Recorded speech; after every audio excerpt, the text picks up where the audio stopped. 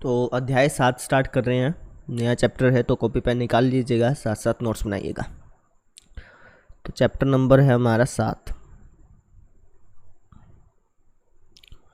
और चैप्टर का नेम है त्रिभुज। तो सबसे पहले त्रिभुज की बात करते हैं। तो त्रिभुज के बारे में आप पहले से जानते हैं, ठीक है। त्रिभुज एक ऐसी बंद आकृति होती है जिसकी 3 भुजाएं हों, जैसे ये त्रिभुज है क्योंकि ये बंद आकृति में है ना। उसकी 3 भुजाएं हैं, 1, 2 और 3, ठीक। तो इसलिए हम इसको बोलते हैं त्रिभुज। अच्छा, सिर्फ 3 भुजाएं ही नहीं है, 3 कोण भी हैं, एक कोण, दूसरा और तीसरा। ऐसे ही 3 शीर्ष हैं, 1, 2 और 3। तो इस आकृति को त्रिभुज बोला जाता है। यानी आप कह सकते हैं जिसकी 3 भुजाएं हों, 3 कोण हों, 3 ही शीर्ष हों, तो इस प्रकार की बंद आकृति को हम बोलते हैं त्रिभुज, ठीक। ये बात तो आप पहले से जानते थे, ठीक है। अच्छा, अगला हमारा टॉपिक है सर्वांग समता का। आप यहाँ पे लिख लीजिएगा सर्वांग सम आकृतियाँ लिखिए, ठीक है। ये टॉपिक है और ये सबसे मेन है, इसमें से आपके क्वेश्चन बनते हैं। अच्छा, सर्वांगसम आकृतियों का मतलब क्या है उसको समझिए। जैसे मान लीजिए कि मेरे पास 2 आयत हैं।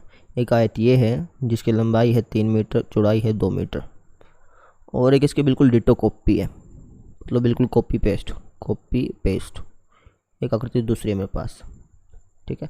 अब ये दोनों आकृतियाँ सर्वांगसम हैं क्योंकि इनके सभी अंग समान हैं, है ना। अगर मैं एक को उठा करके दूसरे के ऊपर रख दूंगा तो बिल्कुल एक दूसरे को ढक लेंगे, ठीक। तो आप कह सकते हैं कि 2 आकृतियाँ सर्वांगसम तब होती हैं जब एक आकृति दूसरे आकृति को ढक ले। फॉर एग्जांपल मेरा हाथ है, ये हाथ इस दूसरे हाथ का सर्वांगसम है ना। मैंने दूसरे को इसके ऊपर रखा तो इन दोनों ने एक दूसरे को ढक लिया ना, तो ये दोनों हाथ अपने आप में क्या है, सर्वांगसम है। ऐसे ही दोनों आयत अपने आप में क्या थे, सर्वांगसम थे। बात समझ में आ गई। तो इसको हम बोलते हैं सर्वांगसम आकृतियाँ। क्योंकि चैप्टर का नाम त्रिभुज है तो हम सिर्फ त्रिभुज के बारे में पढ़ेंगे, ठीक है। जैसे मान लो कि मेरे पास एक त्रिभुज है ये वाला, और एक इसका बिल्कुल कॉपी, एक मिनट, बिल्कुल कॉपी त्रिभुज ये ले लिया। अब ये क्या दोनों त्रिभुज सर्वांगसम हैं? बताइए शाबाश, क्या ये दोनों त्रिभुज सर्वांगसम हैं? क्योंकि इनके सभी अंग समान हैं। बस समझ में आ गई। एक को उठा करके अगर मैं दूसरे पर रखूँगा तो एक दूसरे को पूरी तरह ढक लेंगे। लेकिन क्या हम ऐसे उठा के रख के देख सकते हैं क्या? मान लीजिए आपकी बुक में 2 आकृतियाँ दे दी, आपसे पूछ लिया कि क्या ये दोनों त्रिभुज सर्वांगसम है या नहीं है, तो आप ऐसे काट करके फिर उसको उसके ऊपर रख के देखोगे? ऐसे तो नहीं कर सकते ना, है ना। ये तरीका तो सही नहीं बैठा कि आप इसको काटें और उसके ऊपर रखें। बार बार से थोड़ी काट के रख सकते हैं। तो कोई दूसरा तरीका भी होगा ये जानने का कि 2 त्रिभुज सर्वांगसम है या नहीं है। बात समझ में आ गई। तो दूसरा तरीका भी है। हम क्या करेंगे, हम इनकी भुजाएं मापेंगे। अगर ये भुजा इस त्रिभुज की किसी भी एक भुजा के बराबर आ गई, मान लीजिए ये भुजा इस भुजा के बराबर आ जाती या फिर इसके आ जाती, ठीक है, और ये वाली भुजा माप के देखेंगे, ये वाली भुजा माप के देखेंगे, ठीक।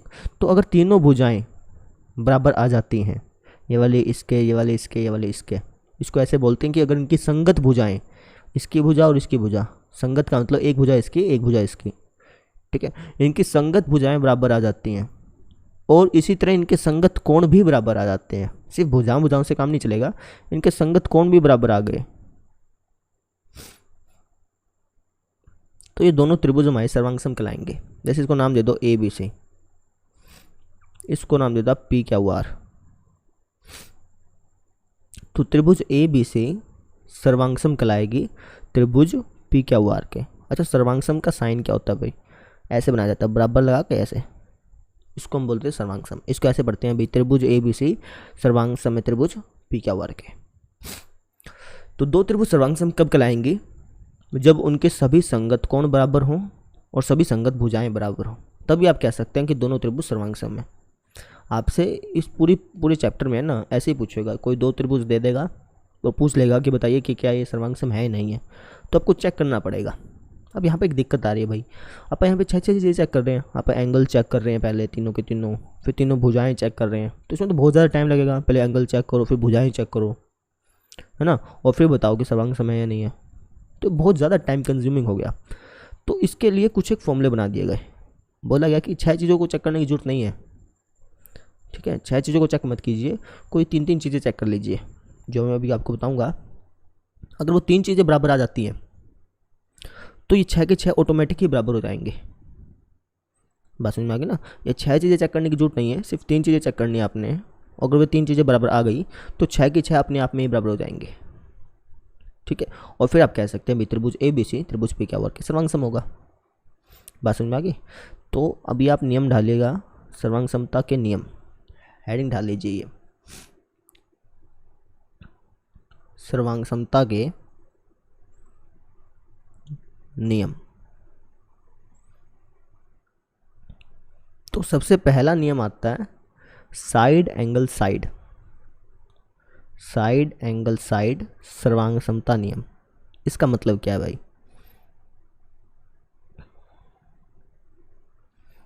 जैसे मैं 2 त्रिभुज बनाता हूँ, एक ये और एक ये, दोनों त्रिभुज एक दूसरे की बिल्कुल कॉपी है,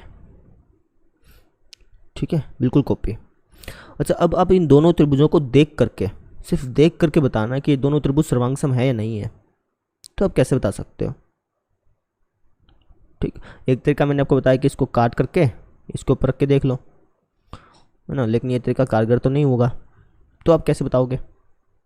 तो आप क्या करोगे, इसकी एक भुजा नापोगे, जैसे आपने सपोज किया ये वाली भुजा माप ली, ठीक है, और इसकी भी एक भुजा मापोगे, जैसे आपने यही भुजा माप ली मान लेते हैं, और ये दोनों भुजाएं बराबर आ गई, ये साइड इस साइड के बराबर आ गई, ठीक है। फिर आपने ये वाला एंगल मापा, भैया मान लो 30 डिग्री का आ गया, और फिर आपने ये वाला एंगल मापा, ये भी 30 डिग्री का आ गया, तो इन दोनों त्रिभुजों का एक एक एंगल बराबर आ गया, एक साइड एक एंगल बराबर आ गया। फिर आपने देखा ये वाली भुजा क्या इस भुजा के बराबर है या नहीं है, तो आपने पाया कि भैया हाँ ये भुजा इस भुजा के बराबर है, ठीक है। तो यहाँ पर आपने सिर्फ साइड एक एंगल और एक side, side angle side check करी, सिर्फ साइड एंगल साइड, ठीक है। और जब आप साइड एंगल साइड चेक करते हैं और वो दोनों त्रिभुजों के बराबर आ जाती हैं, तो ऑटोमेटिक बात है सारी भुजाएं और सारे कोण भी बराबर हो जाते हैं। बात समझो, अगर आप सिर्फ ये 3 चीज़ें चेक करोगे ना, तो ये वाली साइड ऑटोमेटिक ही इसके बराबर पाएगी, ठीक है, ये वाला कोण ऑटोमेटिक ही इसके बराबर पाएगा, इसको आपको चेक करने की जरूरत नहीं है, और ये वाला एंगल इस एंगल के ऑटोमेटिक ही बराबर पाएगा। कहने का मतलब ये है कि अब हमें 6 चीज़ें चेक करने की जरूरत नहीं है, ठीक है, हम सिर्फ 3 चीज़ें चेक करेंगे। हम देखेंगे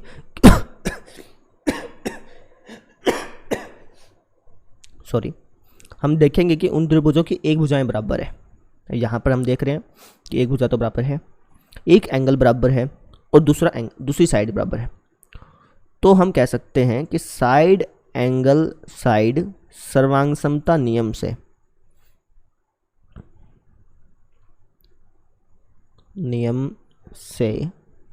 क्या कह सकते हैं कि ये त्रिभुज सर्वांग सम है दूसरे त्रिभुज के। बस समझे, 2 आपको त्रिभुज दे देगा, आपसे पूछ लेगा कि ये दोनों त्रिभुज सर्वांग सम है या नहीं है, मतलब एक दूसरे की कॉपी है या नहीं है, तो आप कैसे बता सकते हैं।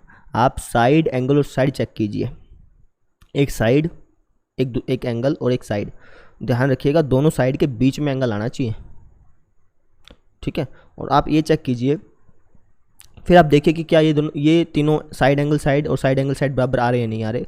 अगर साइड एंगल साइड बराबर आ जाते हैं तो वो दोनों त्रिभुजों की सारी भुजाएं और सारे कोण बराबर हो जाएंगे, तो इस प्रकार से हम कह सकते हैं कि दोनों त्रिभुज हमारे सर्वांग सम है। जैसे इसका मैं नाम देता हूँ, ABC नाम दे दिया और इसका नाम दे दिया PQR, है ना, तो मैं कह सकता हूँ कि त्रिभुज ABC सर्वांग सम है त्रिभुज PQR के। ये सर्वांग समता का साइन होता है, ऐसे बराबर निशान लगा के ऐसे टेढ़ा, ये सर्वांग समता का निशान होता है। मैंने आपको बताया ना ये पहले कि नहीं बताया, बता दिया, ठीक है। तो इस तरीके से हम कहते हैं। अच्छा, नेमिंग में ध्यान दीजिएगा, नेमिंग यहाँ पर सबसे इंपॉर्टेंट है, त्रिभुजों का नाम देना, ठीक है। क्यों इंपॉर्टेंट है वो देखिए, जैसे आपने नाम लिख दिया त्रिभुज ABC सर्वांग सम में त्रिभुज PQR के, तो इसका मतलब ये हो गया कि AB, ये जो आपने तो पहले लिखे ना, AB PQ के बराबर पाएगा। देख लेते हैं, AB PQ के बराबर है, सही बात है। BC QR के बराबर पाएगा, BC QR के बराबर था, ये भी ठीक है। पहला और लास्ट देखिए, AC PR के बराबर पाएगा, AC और PR ये बराबर होंगे। अभी हमें मिले तो नहीं है, लेकिन क्योंकि दोनों त्रिभुज सर्वांग सम हो गए तो AC और PR ये भी बराबर पाएंगे, कोई दिक्कत नहीं।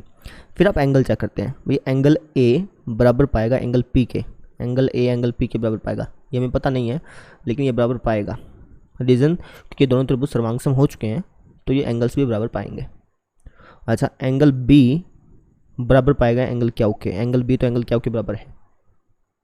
अच्छा, एंगल C बराबर होगा एंगल R के, एंगल C एंगल R के बराबर पाएगा, ठीक है। तो नेमिंग में आपने ध्यान देना, अगर आप इसको ऐसे लिखते हैं, मान लो त्रिभुज ABC, आपने लिख दिया त्रिभुज ABC सर्वांग सम है त्रिभुज, इसका आपने नाम PQR ना दे करके इसका आपने नाम दे, जैसे मान लो PRQ नाम दे दिया, PRQ, तब गड़बड़ी हो जाती। तब इसका मतलब ये होता कि AB बराबर होना चाहिए PR के। अब यहाँ पर देखो, क्या AB PR के बराबर है क्या? नहीं, हमें तो AB PQ के बराबर मिला था, PR के बराबर को कैसे कह सकते हैं? बात समझ में आ रही है? भाई संगत भुजाएं बराबर होनी चाहिए। जैसे आपने यहाँ पर पहले 2 AB लिखा ना, तो इसमें जो पहले 2 पे लिखोगे तो वो दोनों बराबर होनी चाहिए। जैसे इसमें था AB PQ यहाँ लिखा था, तो AB और PQ बराबर थे, ठीक है। तो नेमिंग में थोड़ा ध्यान देना आपने, ठीक है। और भी डीपली समझेंगे जब हम क्वेश्चन करेंगे, अभी तो अपन थ्योरी वाला पार्ट कर रहे हैं, ठीक।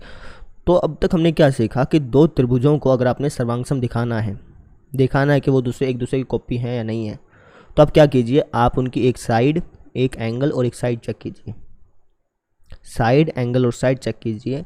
अगर साइड, एंगल, साइड बराबर पाते हैं तो हम कह सकते हैं कि दोनों त्रिभुज हमारी सर्वांग सम है। बस समझ में आ गई? अच्छा, इस बात का ध्यान रखें कि एंगल बीच में होना चाहिए।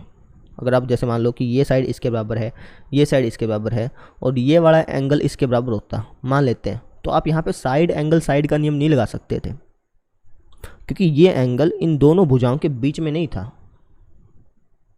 जैसा मैं आपसे पूछ लूँ कि ये दोनों त्रिभुज सर्वांग सम है या नहीं है, और मैंने आपको कह दिया कि ये साइड इसके बराबर है और ये वाली साइड इसके बराबर है और ये एंगल इसके बराबर है, तो आप इन दोनों त्रिभुजों को सर्वांग सम नहीं कह सकते थे।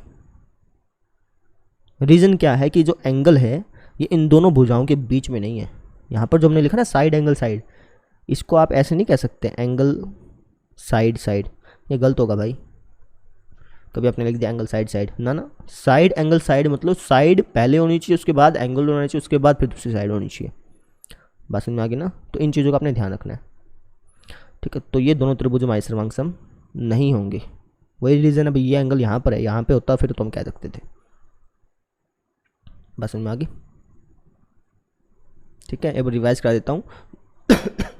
दो त्रिभुज सर्वांग सम कब होती हैं? जब उनकी 6 चीज़ें बराबर हों, तीनों एंगल्स बराबर हों और तीनों साइड्स बराबर हों, है ना। एक दूसरे के संगत भुजाएं, संगत बोल देते हैं, एक इसकी एक इसकी, संगत भुजाएं बराबर हों, संगत कोण बराबर हों, तब हम कह देते हैं कि वे दो त्रिभुज हमारे सर्वांग सम है।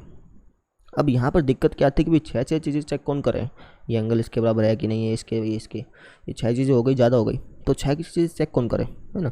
तो इसके लिए हमने कुछ एक नियम बना दिए। पहला नियम हमने बनाया कि आपको 6 चीज़ें चेक करने की जरूरत नहीं है, आप सिर्फ 3 चीज़ें चेक कीजिए, साइड, एंगल और साइड, ठीक है। अगर ये बराबर आ जाते हैं तो सारी चीज़ें अपने आप ही बराबर हो जाएंगे, सारे जो संगत भाग है ना अपने आप ही बराबर हो जाएंगे, तो आप कह सकते हैं कि दो त्रिभुज हमारी सर्वांग सम। अब यहाँ पर एक चीज़ और ध्यान रखिए, मान लीजिए दो त्रिभुज हमारी सर्वांग सम आ गई थी, वापस लिख देता हूँ, त्रिभुज ABC सर्वांग सम आ चुकी थी त्रिभुज PQR के। इसका मतलब क्या हो गया कि उनकी जो बाकी भुजाएं थी, जैसे AC थी, ये ऑटोमेटिक ही PR के बराबर हो जाती है। AC ऑटोमेटिक ही किसके बराबर हो जाती है? PR के। एंगल C ऑटोमेटिक ही एंगल R के, angle A angle automatic he angle P के बराबर हो जाता है। तो आप इसको लिख सकते हैं कि भैया जब दो त्रिभुज सर्वांग सम आ जाती हैं तो उनके संगत भाग ऑटोमेटिक बराबर हो जाते हैं। जैसे AB बराबर हो जाएगा PQ के, ऐसे ही BC बराबर हो जाएगा QR के, पहला और लास्ट ले लो, ए सी बराबर हो जाएगा पी आर के। दे रखा हो ना दे रखा हो, लेकिन ये ऑटोमेटिक ही बराबर हो गए क्योंकि दोनों त्रिभुज सर्वांग सम आ गई। ऐसे ही एंगल ए बराबर हो जाएगा एंगल पी के, एंगल बी एंगल क्यू के बराबर हो जाएगा, और एंगल सी एंगल आर के बराबर हो जाएगा। बात समझ में आ गई ना? तो इसको हम बोलते हैं CPCT। क्या बोलते हैं? CPCT। इसका मतलब है corresponding parts of congruent triangle, English में ऐसे बोला जाता है, और हिंदी में भी आप CPCT ही लिखते हैं। हिंदी में इसका मतलब है कि जब सर्वांगसम त्रिभुज होते हैं तो उनके संगत भाग अपने आप ही बराबर हो जाते हैं। कॉन्ग्रुएंट ट्राइंगल्स में, सर्वांगसम त्रिभुजों में कोरोस्पोंडिंग पार्ट्स, संगत भाग बराबर होते हैं। समझ में आ गया? अब मैं एक दो थोड़ा सा और बता देता हूँ आपको, पूछ लेता हूँ आपसे कि भाई मैंने कहा कि एक त्रिभुज है ये और एक त्रिभुज है ये, इसका नाम दे दो ABC, इसका कुछ भी नाम दे दो MNR, ऐसे नाम दे दिए। मैंने कहा कि भैया ये भुजा इस भुजा के बराबर है ना, ये एंगल इस एंगल के बराबर है, और ये वाली भुजा इस भुजा के बराबर है। तो क्या ये दोनों त्रिभुज सर्वांगसम है या नहीं है? है, क्योंकि एक साइड बराबर है, एक एंगल बराबर है और दूसरी साइड बराबर है, और एंगल बीच में है दोनों भुजाओं के, तो ये दोनों त्रिभुज सर्वांगसम होनी चाहिए। सर लिखोगे कैसे? आप लिखोगे त्रिभुज ABC सर्वांगसम है किसके? MNR के। नेमिंग में ध्यान देना भैया अपने, समझ गए ना? आप इसको ऐसे नहीं लिख सकते MRN, गलत हो जाता।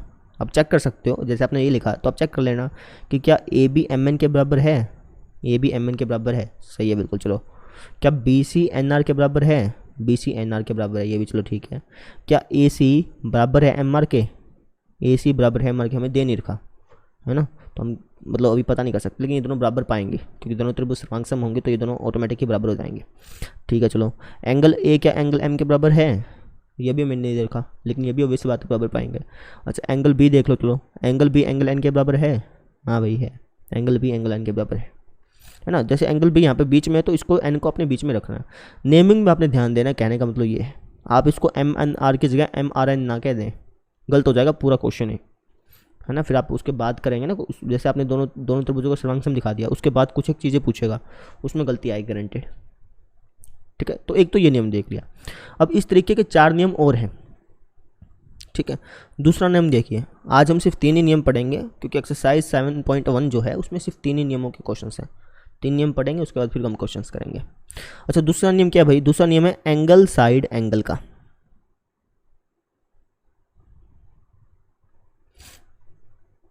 इसका मतलब ये है कि अगर 2 त्रिभुज हैं, जैसे मान लो ये है, मैं कॉपी कर लेता हूँ ना, एक ये त्रिभुज है, एक मिनट,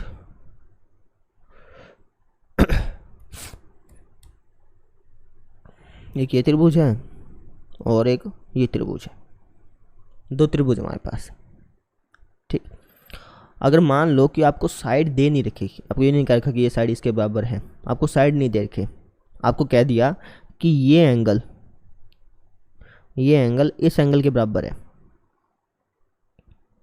ठीक है, ये वाली भुजा इस भुजा के बराबर है, और ये दूसरा एंगल, ये वाला एंगल इस एंगल के बराबर है, तब भी ये दोनों त्रिभुज हमारी सर्वांगसम होंगे। रीज़न क्या है कि अगर 2 त्रिभुजों में एंगल, फिर साइड और फिर एंगल, अगर 2 त्रिभुजों में एंगल साइड एंगल बराबर आ जाती हैं तो दोनों त्रिभुज आपके सर्वांगसम होती हैं। ठीक है, तो अगर मैं इसका नाम दे दूं ABC, इसका नाम दे दूं PQR, तो आप कहेंगे त्रिभुज ABC सर्वांगसम है त्रिभुज PQR के, और कारण लिखेंगे आप एंगल साइड एंगल सर्वांगसमता नियम का। बात समझ में आ रही है? कहने का मतलब ये है कि एक तो नियम आपने पढ़ लिया साइड एंगल साइड का, कि आपने देखा कि दोनों त्रिभुजों की संगत भुजा, संगत कोण और संगत दूसरी भुजा अगर ये बराबर आ जाती हैं तो दोनों त्रिभुज सर्वांगसम होती हैं। अब आपने देखा एंगल साइड एंगल को, है ना। इसका मतलब ये है कि अगर मान लो आपको साइड नहीं दे रखी, ठीक है, एक ही साइड आपको दे रखी है और दो कोण दे दिए और वो संगत बराबर है, ये एंगल इसके, ये एंगल इसके और ये भुजा इसके, तो आप एंगल साइड एंगल नियम से भी कह सकते हो कि दोनों त्रिभुज हमारी सर्वांग सम है। इसका मतलब ये हो गया कि जो बाकी बची हुई भुजाएं हैं भाई, ए बी जो है ये ऑटोमेटिक ही पी क्यू के बराबर हो जाएगी, ए सी जो है वो ऑटोमेटिक ही पी आर के बराबर हो जाएगी, क्योंकि जब त्रिभुज सर्वांगसम हो जाते हैं तो उनके संगत भाग ऑटोमेटिक ही बराबर हो जाते हैं, है ना। तो जैसे ये दोनों त्रिभुज सर्वांगसम आए तो इसको आप कह सकते हैं कि ए बी जो है वो ऑटोमेटिक ही पी क्यू के बराबर पाएगा और बी सी जो है वो ऑटोमेटिक ही क्यू आर के बराबर पाएगा, ए सी पी आर के बराबर पाएगा, है ना। ऐसे एंगल्स की बात है, एंगल ए एंगल पी के अपने आप ही बराबर पाएगा एंगल बी एंगल क्यू के बराबर पाएगा, ये तो मैं दे रखा था लेकिन ये बराबर होगा, एंगल सी एंगल आर के होगा, इसको हम बोलते हैं सीपीसीटी। ठीक है, एक बार आप नोट करते जाइए, मैं क्वेश्चन कराऊंगा, क्वेश्चन में आपको पता चलेगा, अभी तो सिर्फ थ्योरी पार्ट चल रहा है ना इसलिए। तो दो नियम हो गए, एक साइड एंगल साइड का, एक एंगल साइड एंगल का। ठीक है, अच्छा आप इसको ये नहीं कह सकते भी, आपने कह दिया एंगल साइड एंगल, अब आप इसको ये नहीं कह सकते साइड एंगल एंगल, ये चीज़ें अलग हैं भाई, इस नाम का महत्व है। इसका मतलब ये है कि एंगल होना चाहिए, फिर साइड होनी चाहिए, फिर एंगल होना चाहिए। जैसे ये साइड इनके बीच में आई है, जैसे ये साइड देता है, ये साइड इसके बराबर है, तब हम नहीं कह सकते ये दोनों त्रिभुज सर्वांगसम है, साइड दोनों के बीच में होनी चाहिए। बात समझ में आ गई ना। तो दो नियम है, साइड एंगल साइड और angle side angle side angle. अब तीसरा नियम देखिए क्या है, तीसरा नियम इस जैसा ही है बिल्कुल। तीसरा नियम है एंगल एंगल साइड सर्वांग समता नियम।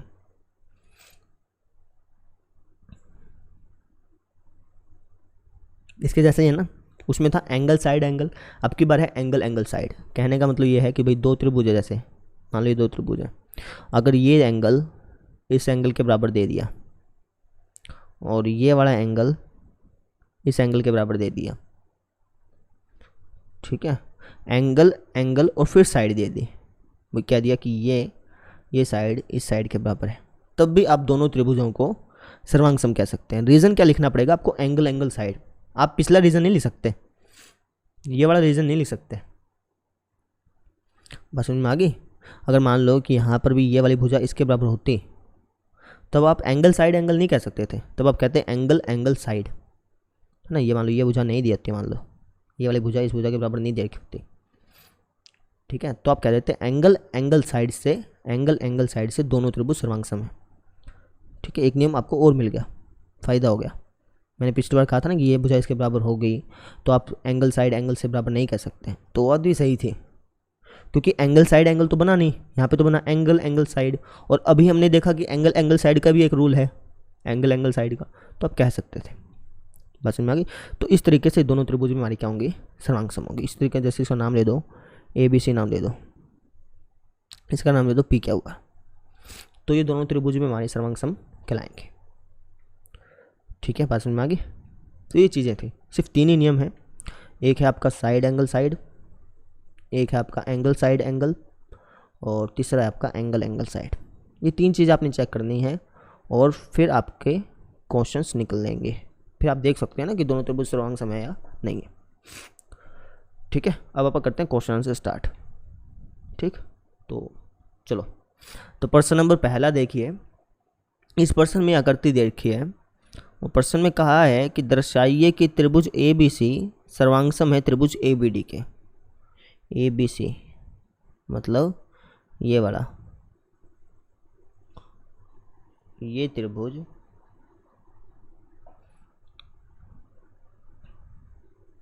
सर्वांग सम है इस दूसरे त्रिभुज के, ये ऐसा में दर्शाना है, दिया नहीं हुआ, सिद्ध करना है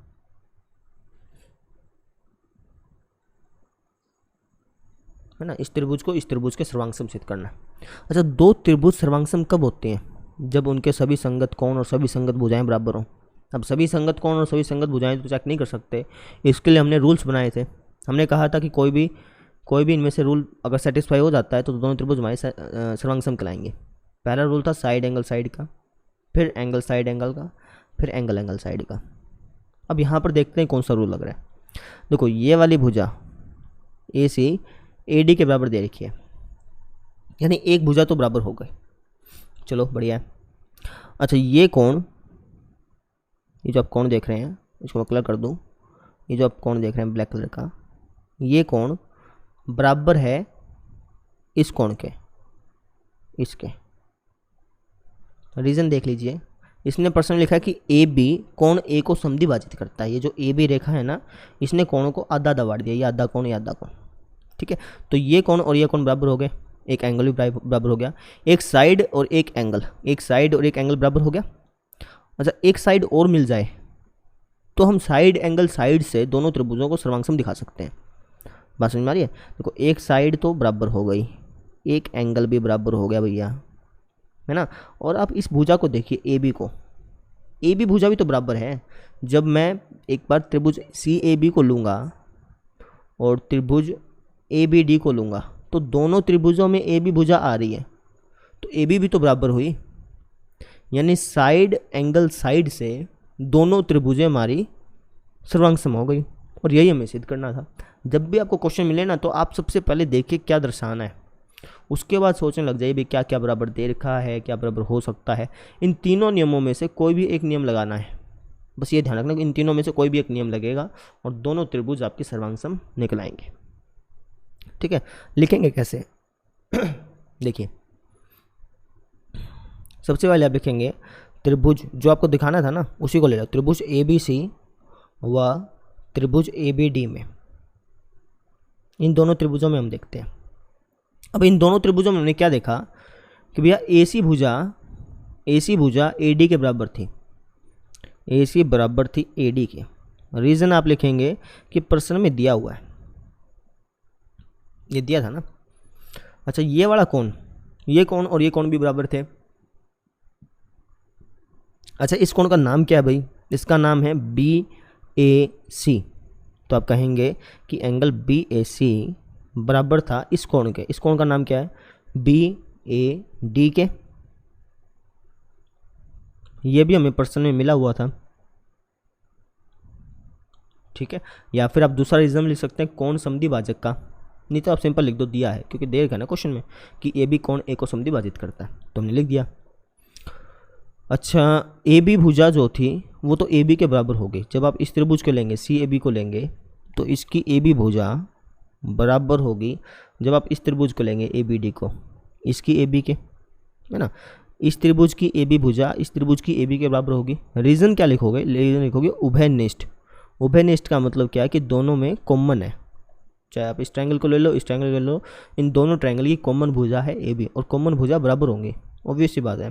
तो ए बी बराबर ए बी हो गया।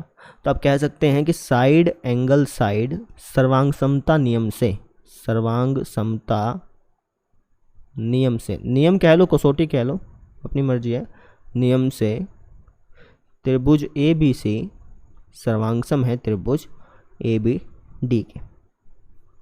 तो इस तरीके से आपने करना था। अच्छा, त्रिभुज जब सर्वांगसम होती हैं तो उनके संगत भाग बराबर हो जाते हैं। अब यहाँ पर इसने प्रश्न पूछा कि BC और BD के बारे में आप क्या कह सकते हैं? तो BC और BD ये क्या होंगे? बराबर होंगे। भाई लास्ट के हमने 2 लिए, इसके भी लास्ट के हमने 2 लिए, तो हम कह सकते हैं ना BC बराबर होगा BD के। रीज़न आप लिखिएगा CPCT। तो हम क्या कह सकते हैं? BC और BD बराबर होंगे। बात समझ में आ गई तुम्हें? तो ये चीज़ थी, इसको नोट कर लो। फिर अगला प्रश्न करते हैं। पहले मैं प्रश्न नंबर 5वां ले रहा हूँ, इससे आपके कंसेप्ट बहुत ज़्यादा क्लियर हो जाएंगे। तो इस प्रश्न में हमसे कहा है कि दर्शाइए त्रिभुज ए पी बी सर्वांगसम है त्रिभुज ए क्यू बी के। जब भी प्रश्न आपको मिल जाए ना, सिंपल आप ये देखो क्या दर्शाना है, बाकी को बाद में पढ़ना, ठीक है। मुझे दिखाना है कि त्रिभुज ए पी बी ये वाली त्रिभुज सर्वांगसम है त्रिभुज ए क्यू बी के। एक मिनट रुकिए, ए क्यू बी इसके सर्वांगसम है, ऐसा मुझे दर्शाना है। अब आप इन दोनों त्रिभुजों को सर्वांगसम कैसे दिखा सकते हैं? सोचिए शाबाश, अपने आप सोचिए, वीडियो को पॉज कर लीजिए, चाहे प्रश्न को पढ़ लीजिए, चाहे पूरा। इन दोनों त्रिभुजों को सर्वांगसम किस प्रकार से दिखा पाएंगे? कौन सा रूल यहाँ पर लगेगा? सोचिए।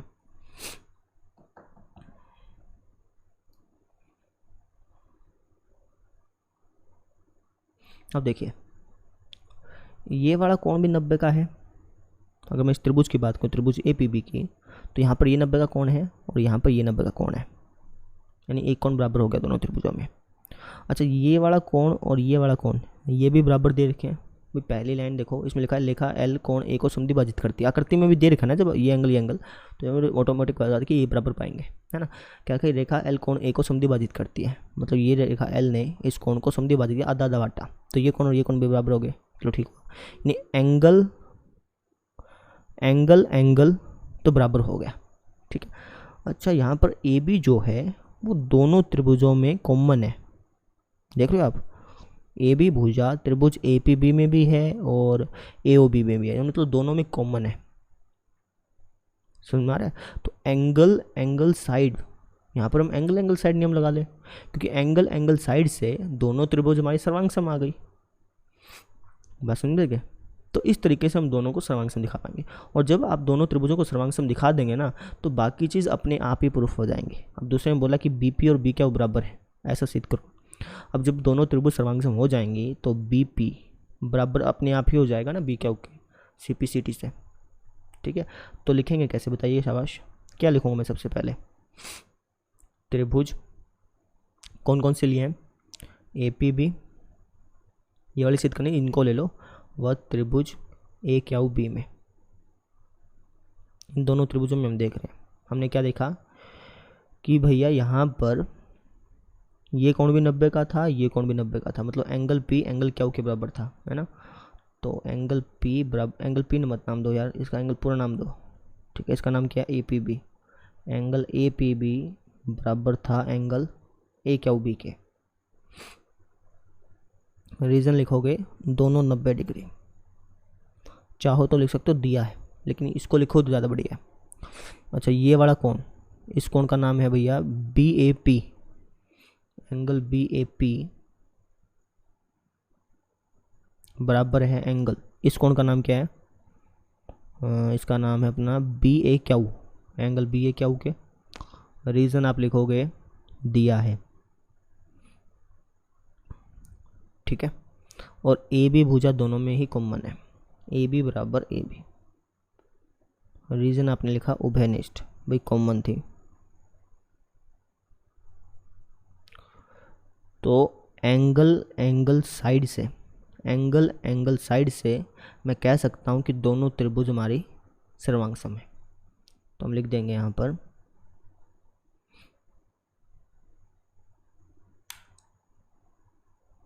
क्या हो गया ये, अच्छा आप लिखिएगा यहाँ पे एंगल एंगल साइड से सर्वांग समता नियम से लिखिएगा, ठीक है। त्रिभुज ए पी बी सर्वांग सम हो गई त्रिभुज ए क्यू बी के, और जब दो त्रिभुज सर्वांग सम होती हैं तो संगत भाग तो अपने आप ही बराबर हो जाते हैं, मतलब बी पी कह लो, पी बी कह लो, बात एक बराबर हो गया बी क्यू के, बी पी बराबर हो गया बी क्यू के। रीज़न आप लिख देना simple C P C T. तो इस तरीके से आपने क्वेश्चंस करने हैं, ठीक है। सभी क्वेश्चंस आसान हैं, आप पहले खुद ब खुद ट्राई कीजिएगा और उसके बाद समझिएगा, क्योंकि ये सारे क्वेश्चंस ऐसे ही हैं। 6 से लेकर के 11 चैप्टर्स 2 हैं, इनमें पहले आप खुद ब खुद क्वेश्चंस कीजिए, ठीक है। एक बार कीजिए, 2 बार कीजिए और उसके बाद समझिए, ठीक। तो ऐसे करना है। अच्छा, बाकी क्वेश्चंस हम करेंगे अगले लेक्चर में, और आप पहले ट्राई कर सकते हैं बाकी क्वेश्चंस को। तो बस, थैंक यू।